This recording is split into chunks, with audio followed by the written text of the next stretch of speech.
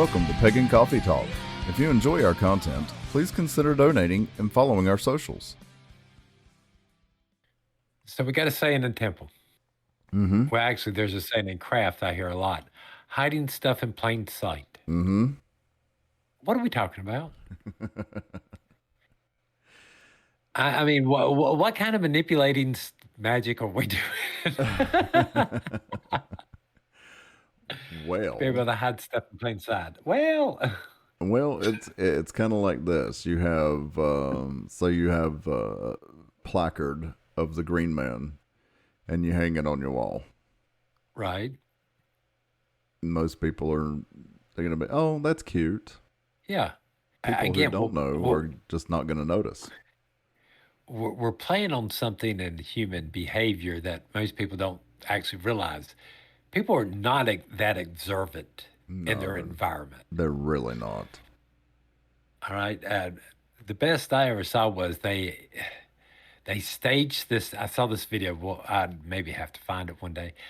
But they staged a robbery in front of like 30 people. Mm-hmm. The woman got her purse snatched from her in the park, and believe it or not, the robber wore sort of bright clothes, and so did she, and the whole 9 yards. But yet, the descriptions were way off. Mm-hmm. They said the man was wearing what the color the woman was wearing, and all this other stuff, and they just showed how unreliable humans. Well, again, I guess the argument is, was it a bad observing, or is it bad memory? Well, I mean, it's kind of like that. There's an old video that floated around, and you'd see all these people walking, and Yes. then they would say, how many basketballs did you see? Or how many passes Right. did you see? And then at the end, it's, oh, did you see the gorilla? Yeah.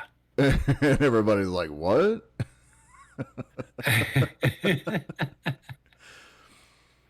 It shows that we as humans are not truly observant of our surroundings. As we think we are. No.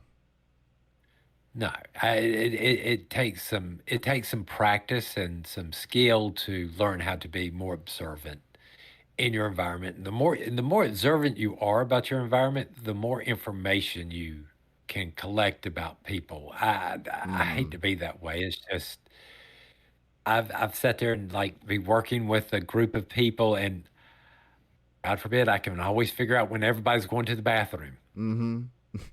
because it all seems telltale signs. All right, and I'm like, okay, everybody's getting worn down. We need to maybe take a break or whatever.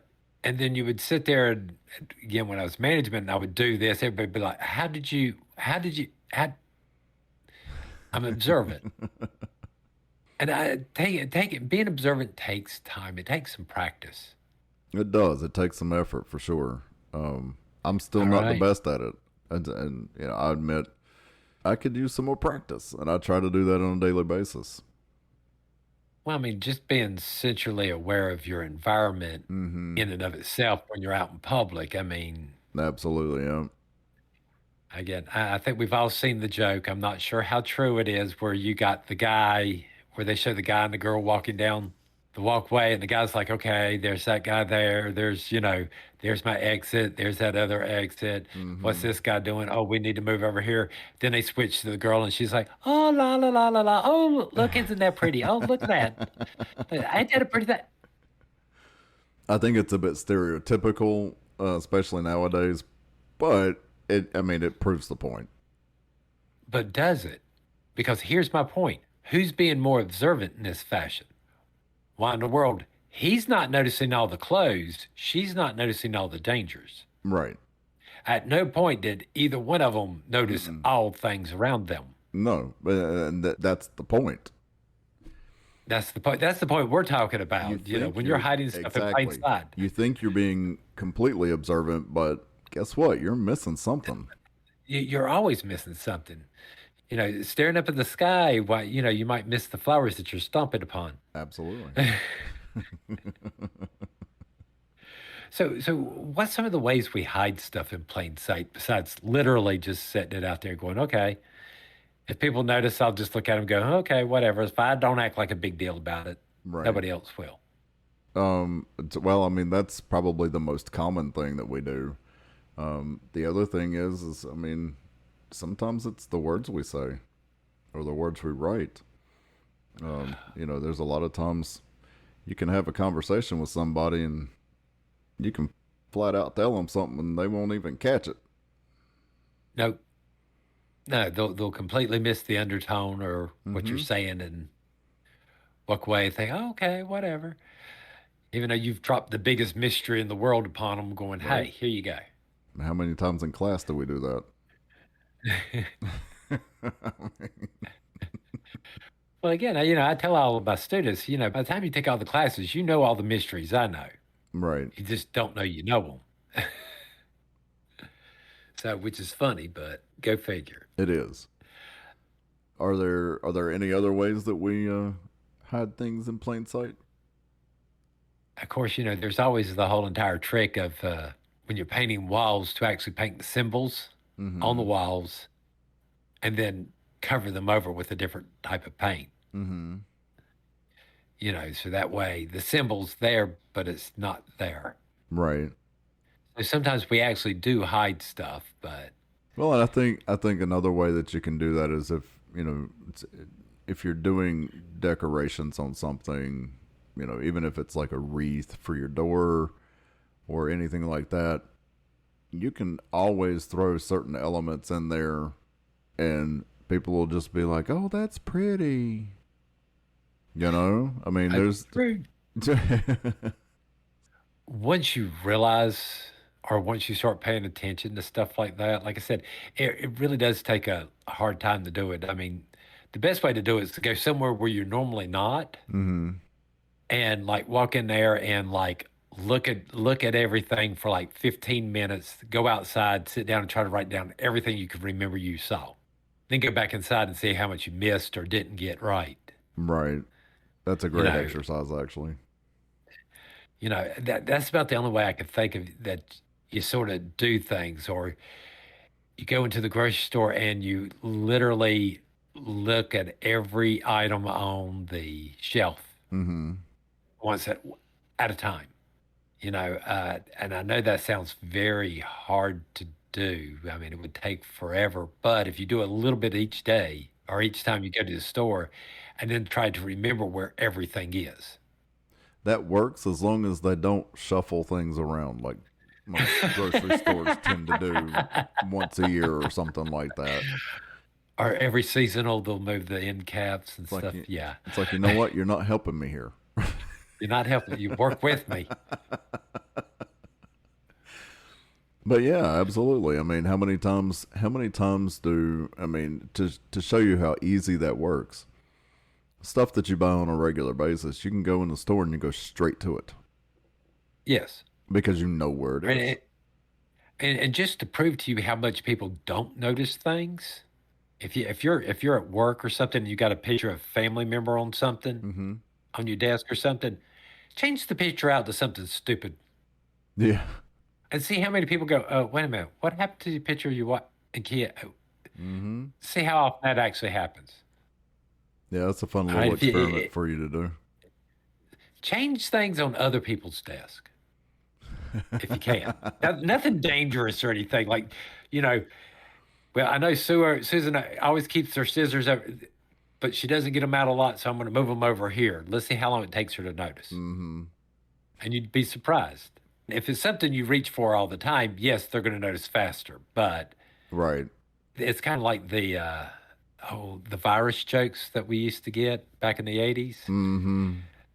where you would put it on somebody's computer and it would move the screen over by 1 pixel every day Right. until it moved it all the way. And you wouldn't really notice until the At screen first, just got so far out of whack, and you'd be like, or "Wait a out of minute, whack. wait, Wait a minute. what?" What's going on? What? Because people aren't that observant. Most people don't notice. Mm-mm. To be honest with you, for some reason, I think moms seems their ability to notice like goes up charts because they're the only people that know anywhere where anything is in a house. Pretty much. Pretty much. Even if they're not the one to clean the house, they tend to know where stuff They is. so, or is that because they're just always picking the stuff up and putting it back up, and Well, that could be it too. you know? So, anything else about hiding in plain sight that? I mean, you can use it anytime. I mean, I remember when my parents would come over to the house, and there wasn't a whole lot we had to change because we didn't draw attention to anything, so we could just kind of keep things as it was. You Right. I know? mean, the stuff that was really important, if anybody did say anything about it that was outside of craft, we would just sort of play it down. Well, Mm-hmm. yeah, that's just some swords. Yeah, that's fine. Right. And it ain't that big of a deal. Oh, can I? No, I would rather you not hold them. They're a little bit temperamental, and They're really sharp, and I'd rather not take that chance. I'd rather not take that chance. I'm sorry. Yeah, I mean, again, it's that whole entire thing of you can get away with almost anything as long as you're acting like you're supposed to be there doing it. Yeah. I hate to be that way, but you I mean, know, it's true. It's true. as long as you look like you know what you're doing, most people will leave you alone. Like, yeah, he looks like he's knows what he's doing. He's supposed to be doing this. Don't Right. know why. This is the phenomena that allows hiding in plain sight to actually happen It really is. to some extent. All right, it's enormously biased. Which So again is something most people don't really think about. no, they don't. But if you become a more observant person, I want to say go for it. If you can find ways to do that, go for it. You will be surprised what it does for your life. Yeah, I mean, play around with it, have some fun with it too. So, all right, let's go get some more coffee. All right. All right. So I had a question. I've seen this kind of pop up in the witchy circles for a little bit, and I guess it's something that I never really thought about before. Okay. So if you're new to witchcraft, or maybe you're not, maybe you're seasoned, but you're trying to be more specific about your path, and you say, and let's take Yule for instance. Yule is a Norse holiday. You don't follow the Norse path. Should you be celebrating Yule? And I want to say yes. I want to say yes. Okay, but it's not your path. No, but the winter solstice is everybody's. Okay, the solstice is. Well, again, and that's what Yule is. It is the winter solstice. Okay, we might not be using. As far as I know, in Celtic society and stuff, they never did celebrate that until they never celebrated the lessers until they met the Romans, which Okay. brought it in, right? Mm-hmm. Now that's what I heard. I'm not sure if it's true, but let's go with that for right now, okay? Mm-hmm. But that's what Yule is, even though it's Viking, even though the word is Viking, we're using it as the winter solstice because I don't think we actually know because Celts wouldn't have had a name for it. It was a Roman invention as far as they were concerned. Okay. So again, there's a lot of different traditions that celebrate and recognize the winter solstice. We just all do it a little bit differently. We all do it a little bit differently, all right? But for the lack of a word for anywhere else, yes, we took the one from Norse mythology and used it to say, okay, this is what this was. Are you with what I'm saying there? Okay. So it's to me, it's just the word was what was borrowed, not Not the the actual. actual self. Not the actual celebration. Are you with what I'm trying to say? Yeah. Is Yeah. because again, they might have called it different things. I don't think we all use, even though we interpret it the same way. I don't think we all call our fathers dad. No. Or you know what I'm trying to say? Even Yeah. though that word because it's said in a different language or something like that, you know. Hmm. Well, and I mean, So even regionally, in the U.S., so I've heard some people call their dads dad. Some call them dad, daddy. Some call them father. Some call them pops.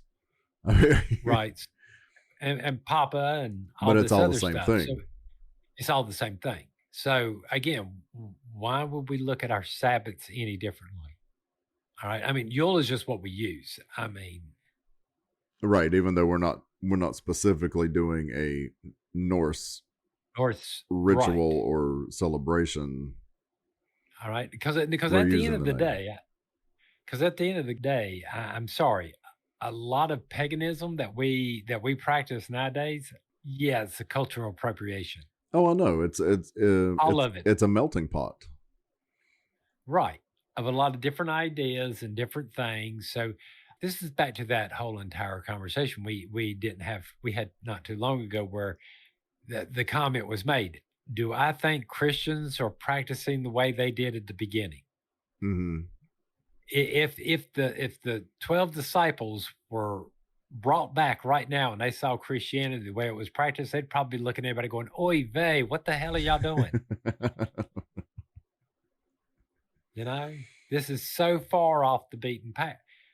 Why would we sit here and think paganism's any different? Well, no, I mean, I wasn't. I don't think that was where the original question was going. Well, I don't think it was either. But again, my point was, is not like the Celts didn't celebrate the winter solstice after they learnt about it. Right. So I think it was more of just an overthinking of it, because again, because you're using right. I mean, it is a Norse celebration, right, and if you don't follow the Norse path, you could be overthinking that and just saying, well, I can't do this.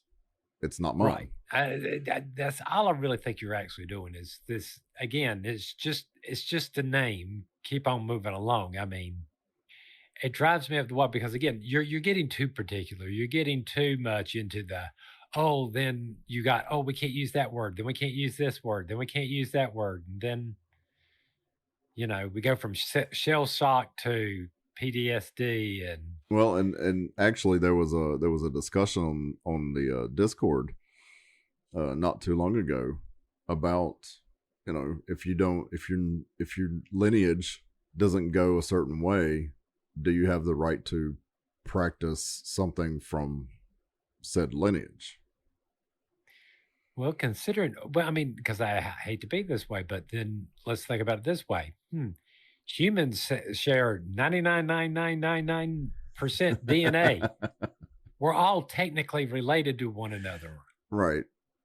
Whose culture is really whose? I mean, it's the same argument I give, like with the whole debate with Christianity, Mm-hmm. and that comes up every year.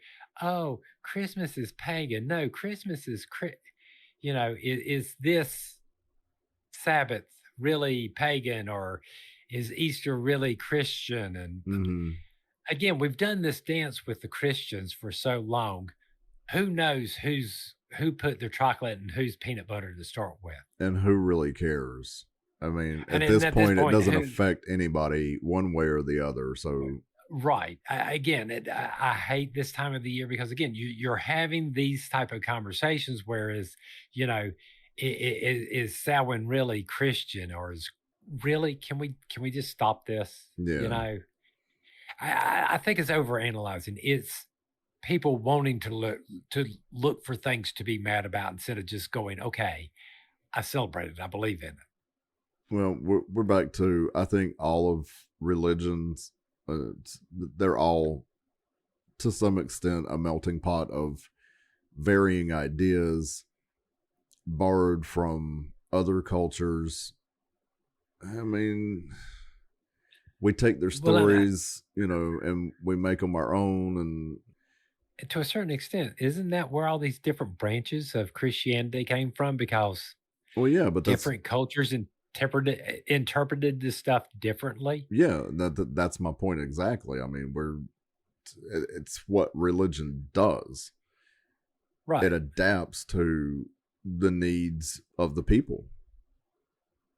Well, I keep on remembering this one story that Lord Min kept on telling, which sort of illustrates, I think, what we're talking about here is they sent missionaries up to the North Pole to talk to the Eskimos. Mm-hmm. I love All the right. story. And when they were talking to the Eskimos, they kept on telling them about hell and how it's hot and you don't want to go there and there's a lake of burning fire. They were all, a place that's warm all the time. How they kept on asking, so how do we go to hell? Right. Because again, to someone that lives up north, yeah, being somewhere where it's hot all the time sounds like heaven. Mm-hmm. And that's where they were wanting to be. So they had to do some quick dancing. And Right. I mean, did we really change the story? I mean, you know, because even then, I hate to be this way. We've discussed this before. Hell really isn't a lake of fire. It's just the absence of God. You're just supposed to be away from God. You're not supposed to be able to feel his influence and stuff. Right. The lake of fire is something different. It really does depend on how the culture interprets it or not. Are you with me? Yeah. I think people want to overanalyze this and sort of forget that the main purpose of religion is for you, or is supposed to be something to encourage you to want to be a better person. Right. To follow, I follow this path because the morals and the ethics are things that I can follow. I think they really do improve the world. I think it improves the way we interact with each other and makes a better world if we do follow those ethics and morals. Right. I'm right there with you. So everything we do is just to nothing more than to reinforce those values that we have. We've talked about them before, the whole keeping your word, accepting responsibilities for your actions, Mm-hmm. and trying to live in balance, working with the tenants and stuff like this. These improve you to be better people. Here's the reason I don't have a problem with Christianity. I really don't even have a problem with the 10 Commandments. Right. When you read them very generally speaking, yes, they're there to help you be a better person. Don't be jealous of your neighbor. Be happy with what you got. Mm-hmm. Yes, honor your mother and father. What's so bad about this concept? There's nothing bad about that. I understand where people have the argument, and especially in paganism, but keep the Sabbath and, you can't have any other God. Couldn't you say that about your gods? Should you really be putting other gods before the gods you worship? And don't we keep our Sabbaths holy? And don't we keep our Sabbaths holy? I mean, we meet for all the Sabbaths, and it's sacred to us. And we meet for all the full moons. Hello, that's keeping it holy. I'm sorry, by observing them, by going to them, trying to get pagans in general to show up for ritual. When I was coming up in this, doing the ritual was the point. Mm-hmm. Yeah. All right. Coming to temple, being a witch was doing these rituals, were to do these things. And I keep on seeing us getting farther and farther away from that. We don't really have a tenet or anything about keeping our Sabbaths holy. We just say, hey, you need to do them to keep in tune with nature. What good is that? Well, yeah, I mean, we believe it helps us stay in tune with nature. Right. Well, I mean, I think it helps us be better people. It reminds us of our timing and our emotions and our ethics and our values to carry them on outside of circle, outside of just our friendship group, to sit there and look at your boss going, well, yeah, I'm supposed to keep my word and I told you I'd do this, so right, I'm doing it. Come hell or high water. Yeah. Or looking at somebody and say, you know what, I'll help you, but I got to do this first because I told so-and-so that I would do this. I got to take care of it. Is that not the more important thing than to sit there and just nitpick over just a word? And the fact is that word came from a different tradition. Yeah. I mean, I think that it's good to know where it comes from. Not saying And we if shouldn't. and if and if you're a history buff, hey, great, learn the history behind it, the etymology, all of that. Take it all in. It's information. We love information, right? Yes. Some of us are information whores, but Yeah. but do that, but don't think too much on it. And I think that's Well, the so I key don't want to say, takeaway here.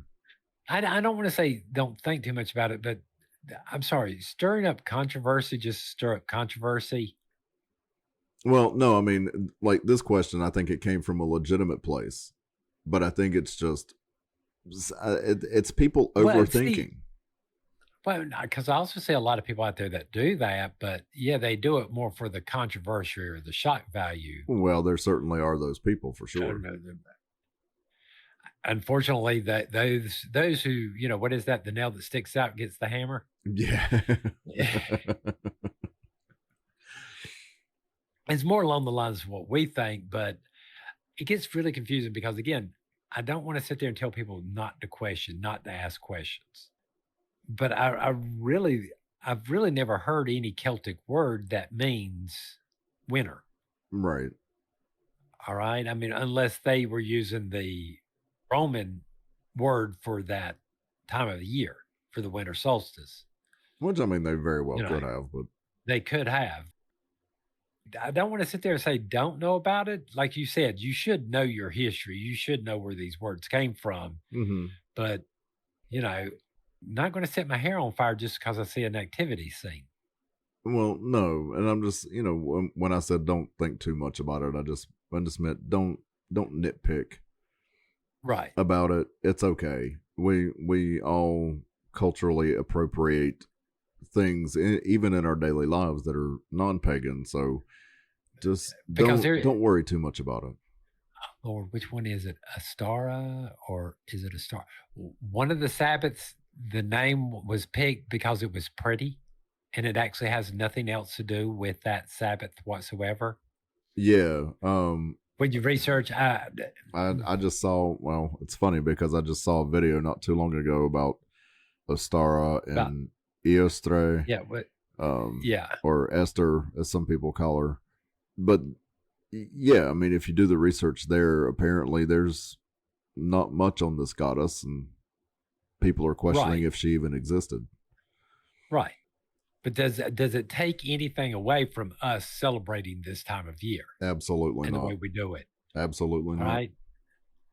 Again, the whole entire thing, 1,000 years from now or 100 years, you come back and they're using a different word altogether. Mm-hmm. But it's still the same celebration. It's still the same celebration. Is it really going to matter? No. What is that? A rose by any other name still smells just as sweet. Right. Is literally what we're talking about. Absolutely, here. Yeah. It doesn't matter what you call it. It doesn't matter what you call it, because at some point in the past, we did not know that water was hydrogen and two hydrogens to oxygen. Mm-hmm. Right? Does that change the fact that before we didn't know that? Does that change the fact that it wasn't made out of two hydrogens and an oxygen? No. Are you with what I'm saying there? Yeah. No, it doesn't change a thing. It doesn't change a thing.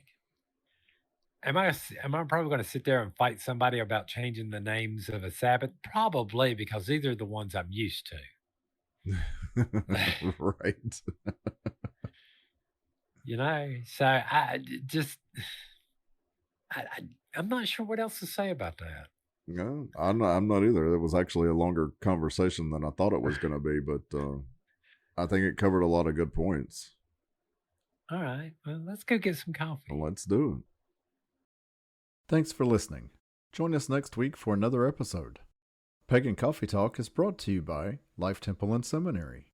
Please visit us at lifetempleseminary.org for more information, as well as links to our social media: Facebook, Discord, Twitter, YouTube, and Reddit. We travel down this trodden path, a maze of stone and mire. Just hold my hand as we pass by a sea of blazing pyres. And so it is the end of our days, so walk with me till morning breaks. And so it is the end of our days, so walk with me till morning